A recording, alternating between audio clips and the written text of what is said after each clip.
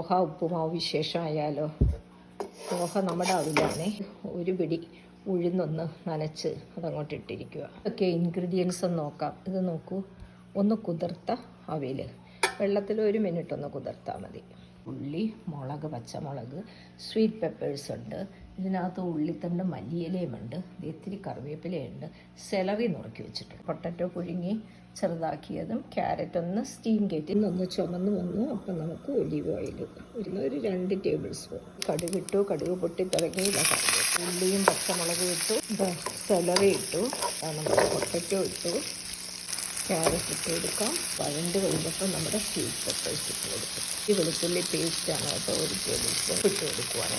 ഈ സമയത്ത് നമുക്ക് നമ്മുടെ കുതിർത്ത് വെച്ചിരിക്കുന്ന അവിലിട്ട് കൊടുക്കാം. ബാക്കി മിക്സ് ആയിട്ടുണ്ട്. അതേ മല്ലിത്തണ്ട്, ഉള്ളിത്തണ്ട്. ലഞ്ച് റെഡിയായി. സ്പെഷ്യൽ ലഞ്ച് പപ്പടവും പിക്കിളും കൂട്ടി കഴിക്കുകയാണ് കേട്ടോ. Thank you friends for watching.